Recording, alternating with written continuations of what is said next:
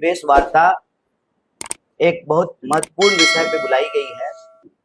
आप में से कई सारे साथियों ने कल जो एक शर्मनाक लोकतंत्र विरोधी आपराधिक क्रिमिनल और तानाशाही कार्रवाई भाजपा समर्थित मनोज तिवारी समर्थित उनके कार्यकर्ता के द्वारा जो एक कायराना हमला किया गया उस संबंध में बुलाई गई है। आप में से कई सारे मीडिया के साथी बार बार कॉल करके यह पूछ रहे थे कि क्या इंसिडेंट हुआ। देखिए, हम लोग जो अपने कैंपेन में बोल रहे हैं कि मौजूदा सरकार देश में तानाशाही थोपना चाहती है, जो भाजपा के लोग हैं उनको इस देश के संविधान में कोई भरोसा नहीं बचा है, इसीलिए वो इस देश के विपक्ष को समाप्त करने के लिए तरह तरह के हथकंडे अपनाते हैं। वो पहले बदनाम करते हैं, फिर डराते हैं और फिर खरीदने का प्रयास करते हैं।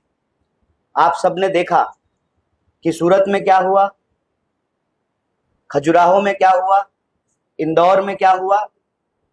वो उत्तर पूर्वी दिल्ली में भी यही करना चाहते हैं, लेकिन उत्तर पूर्वी दिल्ली की जनता जिस तरीके से इंडिया अलायंस को, कांग्रेस पार्टी को, आम आदमी पार्टी को और हमारे सभी घटक दल के जो कार्यकर्ता हैं, नेता हैं, जो जन समर्थन मिल रहा है, यह घबराहट साफ साफ दिख रही है।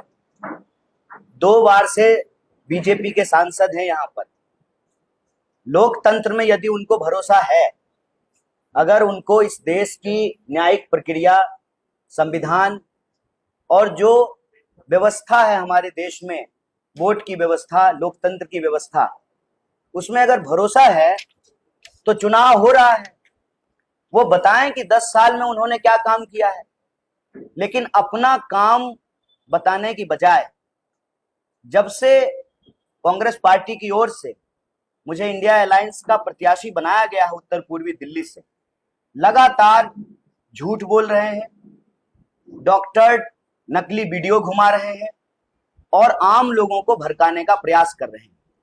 जब आम लोग इनकी बातों में नहीं आए, आम लोगों ने हर गली में इनसे यही पूछा कि सड़कें क्यों नहीं बन रही, जाम की समस्या क्यों नहीं समाप्त हो रही, क्यों यहाँ पर लॉ एंड ऑर्डर का, कानून व्यवस्था का एक गंभीर समस्या है और 10 साल में आप दिखाई क्यों नहीं दिए, हमारे सुख दुख में क्यों नहीं आए। इन सवाल का जवाब जब देते इनको नहीं बन पा रहा है, तो अब ये बदनाम करने के बाद अब ये डराने की अपनी प्रक्रिया शुरू कर चुके हैं। तो मैं उनको कहना चाहता हूं, हम गांधी जी के सिपाही हैं, हम डॉक्टर बाबा साहेब भीमराव अंबेडकर के संविधान को मानने वाले लोग हैं। हमारे अंदर शहीद आजम भगत सिंह का साहस है। ये कितनी भी कोशिश कर लें, हम रुकेंगे नहीं। हम उत्तर पूर्वी दिल्ली की जनता के सवाल उठाते रहेंगे और हमारा सवाल उठाने का असर देखिए, 10 साल हो गए, 10 साल से सांसद हैं साहब, और 10 साल से प्रधानमंत्री जी, आदरणीय प्रधानमंत्री जी प्रधानमंत्री, एक बार भी उत्तर पूर्वी दिल्ली नहीं आए।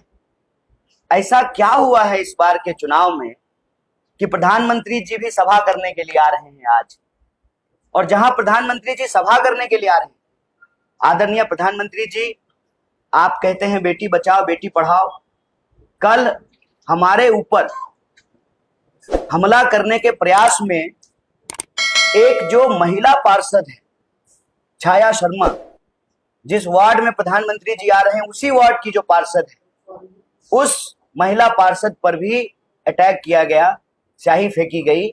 बाकी कंप्लेन उन्होंने पुलिस में कराई है। तो आप कहते हैं बेटी बचाओ बेटी पढ़ाओ, सड़क के किस तरफ आपके समर्थक हमला कर रहे हैं, सड़क के उस तरफ जो है आप आ रहे हैं। हम उम्मीद करते हैं कि प्रधानमंत्री जी इस बारे में एक शब्द बोलेंगे। देश के लोगों ने उनको अपना आशीर्वाद दिया, 2-2 बार प्रधानमंत्री बनाया। लोकतंत्र के द्वारा चुने हुए 140 करोड़ लोगों के प्रधानमंत्री हैं वो। उस पार्षद के भी प्रधानमंत्री हैं जिस पार्षद के ऊपर यह कायराना हमला किया गया है।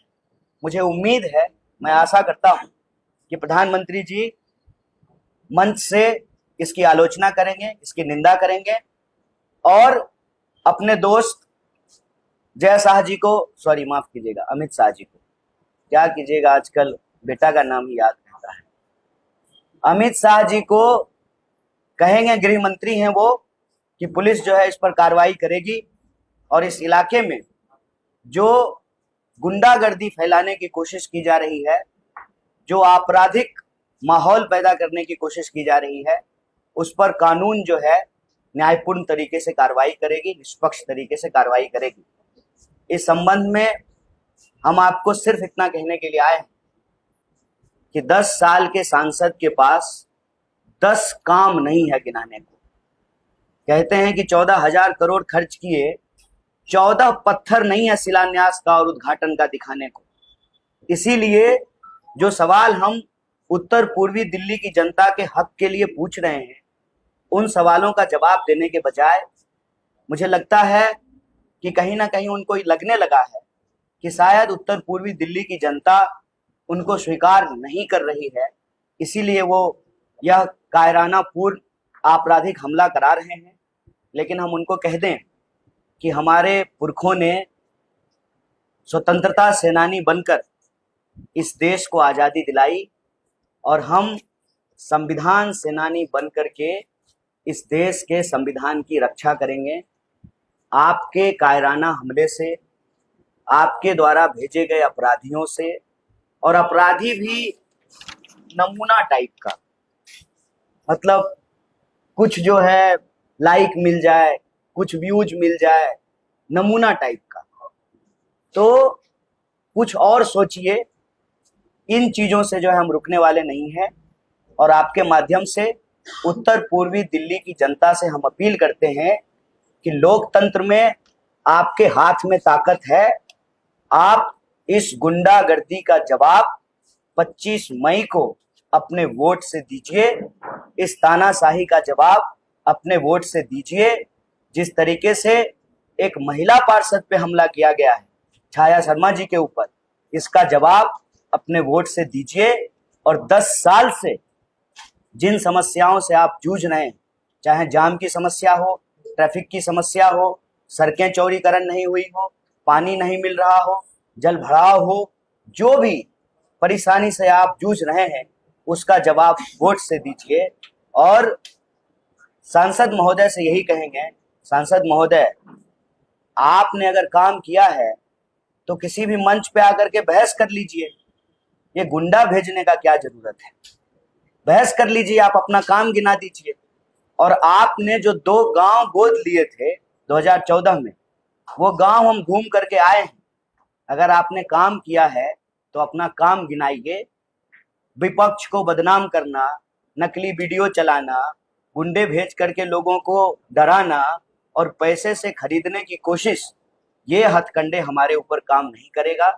हम लड़े थे और संविधान को बचाने के लिए, लोकतंत्र की रक्षा के लिए अपने आखिरी सांस तक संघर्ष करेंगे।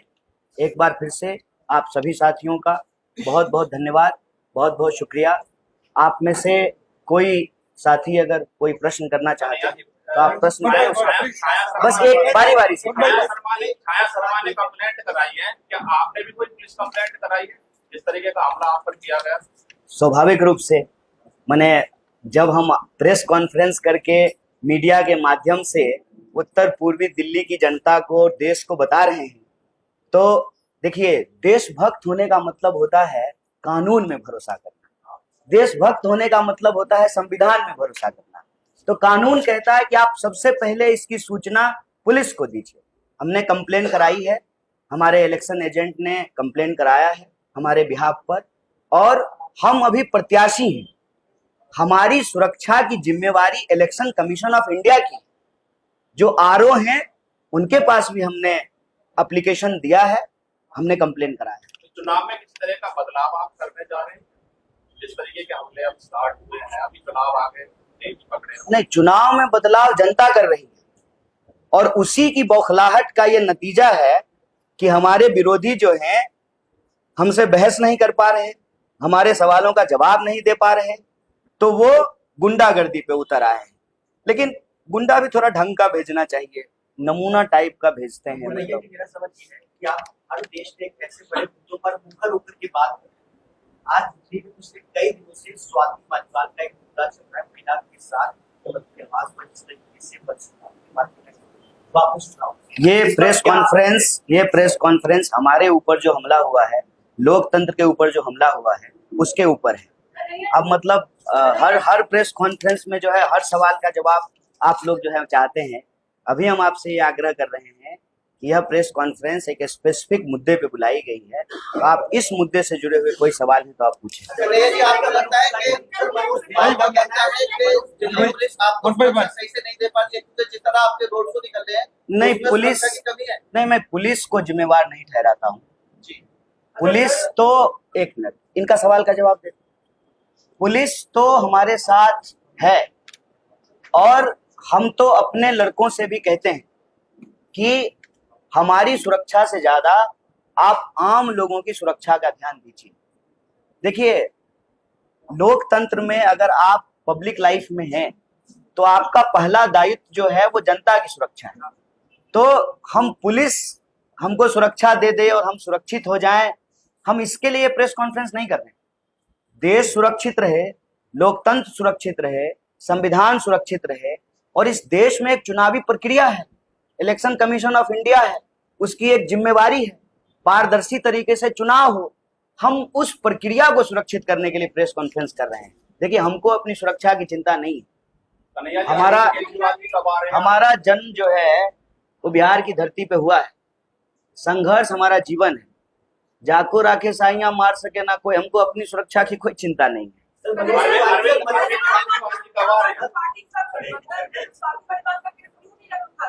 तो गठबंधन की प्रेस कॉन्फ्रेंस में उठाएंगे ना। अच्छा, आप दूसरा सवाल पूछ, इससे जुड़ा हुआ कोई सवाल है? आपको इस विषय से जुड़ा हुआ कोई प्रश्न है? ठीक है, विमेन सिक्योरिटी पे अलग से जो है प्रेस कॉन्फ्रेंस करें। आपके द्वारा कांग्रेस द्वारा रचा गया चुनाव में कौन कह रहे हैं? तो हम जो है उस नमूने को उनके मंच पे हम भेज दे रहे हैं। उसका आप सोशल मीडिया प्रोफाइल उठा करके देख लीजिए। वो जो है आतन अपराधी है। अगर ये बात उठा रहे हैं तो हम आपको फोटो दिखा देते हैं। क्या आप ट्विटर चेक करके नहीं आए थे? सुबह में आए थे। ये देखिए, तो ये कौन मंच शेयर कर रहा है? ये कौन बैठा हुआ है? हम बैठे हुए। आप पलट करके मनोज तिवारी से फोटो दिखाए थे? उनको फोटो दिखाए थे? क्या बोले मनोज तिवारी? नहीं, ये सवाल आपने उनसे पलट के पूछा कि ये कौन है जो आपके मंच पे बैठा हुआ है?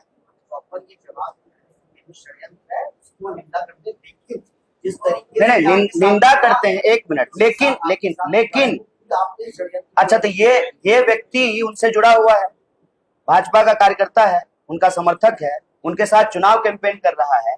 इसमें लेकिन किंतु परंतु कहाँ है? देश में उनकी सरकार है, 10 साल से वो सांसद हैं।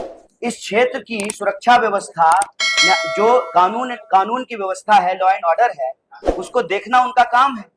गृह मंत्री तो उन्हीं के पार्टी के हैं ना।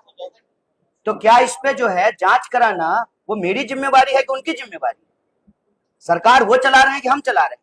हम गृह मंत्री हैं कि वो गृह मंत्री है? ये क्या लेकिन परंतु है? सीधा सवाल है। उनका समर्थक है, उनके पक्ष में वोट मांग रहा है, उनके मंच पे बैठा हुआ है, उनकी रैलियों में जा रहा है। असल बात जानते हैं क्या है? उनकी रैली में जाने वाले जो आम लोग हैं ना, वो भी कह रहे हैं कि इस बार मनोज तिवारी को वोट नहीं देंगे, इसीलिए वो घबरा गए। और मैं आपको ये बता देता हूं, कल से जब ये वीडियो वायरल हुआ है कि उनकी रैलियों में आए हुए लोग कह रहे हैं, आम लोग, कि उनको वोट नहीं देंगे, तभी से ये बौखलाहट बढ़ी है। और मैं आपको बता दूं, प्रेस कॉन्फ्रेंस की शुरुआत में हम आपको कहा कि हमारा कैंडिडेचर अनाउंस हुआ, ये नकली वीडियो व्हाट्सएप पे घुमाना शुरू कर दिए। जब आम लोगों की तरफ से कोई प्रतिक्रिया नहीं आई, इनकी बातों से जब लोग नहीं भड़के, लोग जब भारी जन समर्थन हमको देने लगे, आम लोगों में बढ़ता प्यार देख करके ये घबरा गए। ये जिस गली में घुस रहे हैं उनको घुसने नहीं दे रहा है लोग, जहां जाते हैं वहां लोग खड़े हो जाते हैं, कहते हैं रोड नहीं तो वोट नहीं, नाली नहीं तो वोट नहीं, और इनको गली में कैंपेन नहीं करने देते हैं। तब उन्होंने ये साजिशन, ये बौखलाहट में कि अब हमारे कैंपेन को वो डिस्टर्ब करना चाहते हैं।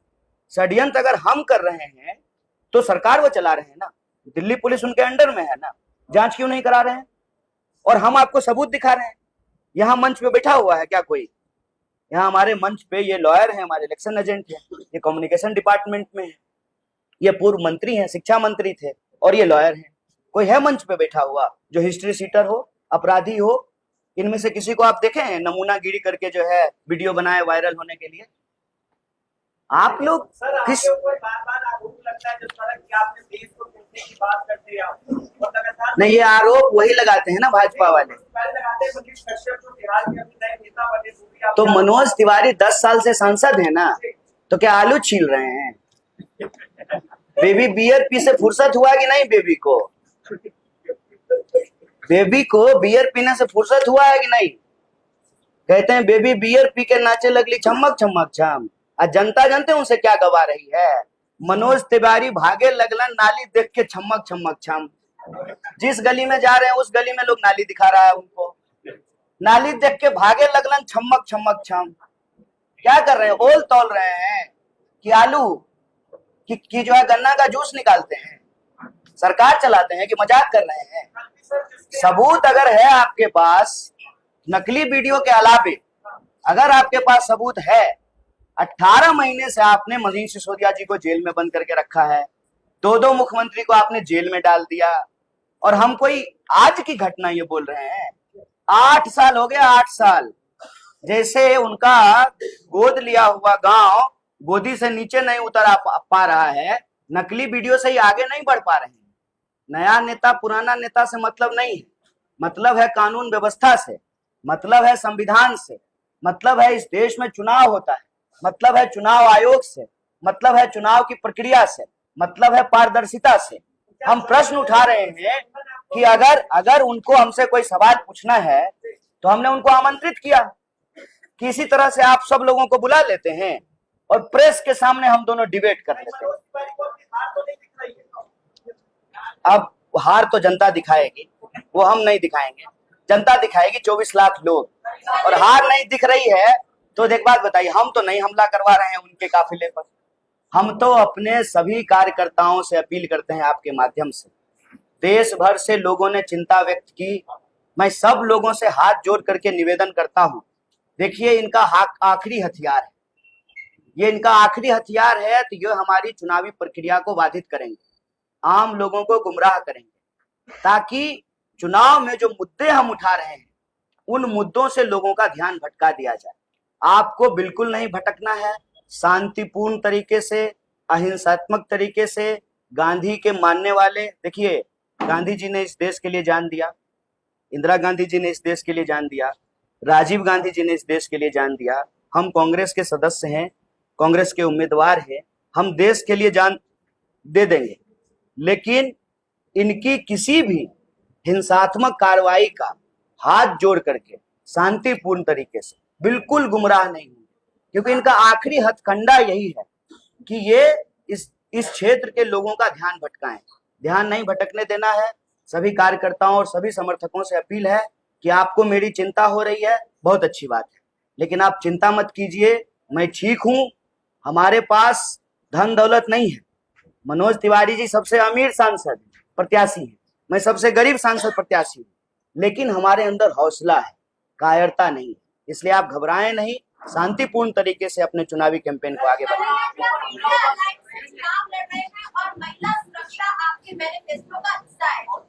महिला सुरक्षा पे अलग से प्रेस कॉन्फ्रेंस करेंगे, आप पूछ लीजिए। हाँ जी, हाँ बोलिए बोलिए बोलिए बोलिए बोलिए।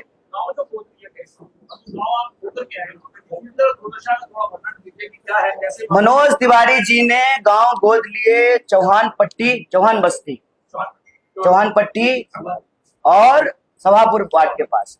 और बुराड़ी में उन्होंने गांव गोद लिया कादीपुर। उस गांव की हालत यह है कि कादीपुर गांव में डीडीए एनओसी नहीं देने के चलते, डीडीए के द्वारा एनओसी जो नहीं दिया जा रहा है, नहीं छोड़ दीजिए ना, इसकी जरूरत नहीं, वो खोज लेंगे, वो स्मार्ट आदमी है, ट्विटर चलाते हैं, वो तो ऐसा ही पूछ लिए पूछने के लिए, कोई बात नहीं है, कुछ पूछना था, उनको मालूम है सब चीज। तो वहां पे जो है डीडीए जब एनओसी नहीं दे रही है, लोगों के घर बन करके तैयार हैं और जो है उनको बिजली नहीं मिलती है और हर जगह भयंकर जो है जल भराव की समस्या है। नल में पानी नहीं आता है, लोग फोन करते रहते हैं, टैंकर नहीं आता है, लेकिन नाली से पानी बहते रहता है। यह जो उत्तर पूर्वी दिल्ली में रहने वाले लोग हैं, जो सवाल हम उनका उठा रहे हैं आपके सामने, ये उत्तर पूर्वी दिल्ली के लोगों ने ही मुझे बताया। यहाँ पर जब हमने व्हाट्सएप नंबर जारी किया, हर क्षेत्र की समस्याएं मंगाई, तो लोगों ने हमको बताया और हमको तो ये मालूम नहीं था कि उन्होंने कोई गांव गोद भी लिया है, वो भी 2014 में, 10 साल हो गए, ये भी मुझे लोगों ने बताया है। तो ये जो समस्या उस गांव की है या उस वार्ड की है, कमोबेश ये पूरे उत्तर पूर्वी दिल्ली की समस्या है। हर जगह आपको जाम से जूझना पड़ेगा, हर जगह जो है रोड सड़कों के चौड़ीकरण का सवाल है, हर जगह जो है कानून व्यवस्था से जुड़ा हुआ मुद्दा है, हर जगह जो है जलभराव की स्थिति है, हर जगह जो है आपको पानी की कमी देखने को मिलेगी। तो ये मुद्दे हर जगह देखने को मिलते हैं। इतना बड़ा हमला हुआ आपके ऊपर, तो केजरीवाल जी से या राहुल गांधी जी से कोई बातचीत हुई क्या? उनको इस प्रेस कॉन्फ्रेंस में आना चाहिए था? नहीं, हमला हुआ है, जो है एक जो है आपराधिक घटना हुई है, तो पुलिस से बात करेंगे ना पहले, पुलिस को कंप्लेंट।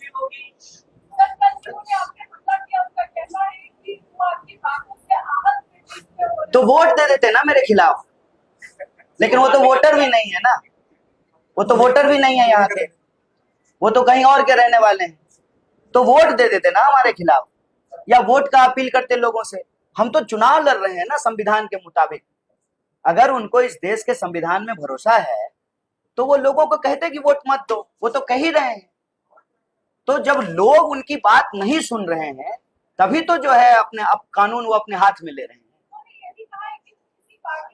ना वो तो मैंने दिखा दिया आपको, आप ट्विटर देख लीजिए ना, इंस्टाग्राम चलाते हैं, देख लीजिए ना खोज के, मनोज तिवारी जी के कैंपेन का फोटो देख लीजिए, मिल जाएगा आपको, उनके रैली का फोटो देख लीजिए, मिल जाएगा।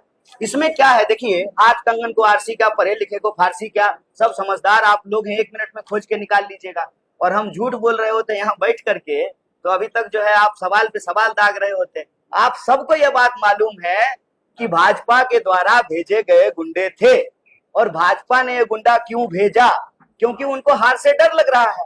तो हम उत्तर पूर्वी दिल्ली की जनता से अपील करते हैं कि इस बार 25 मई को तानाशाही के खिलाफ, गुंडागर्दी के खिलाफ और अपने बच्चों के, अपने जीवन से जुड़ी हुई समस्याओं के पक्ष में वोट कीजिए। तानाशाही के खिलाफ आप इंडिया अलायंस को वोट कीजिए, कांग्रेस पार्टी को वोट कीजिए।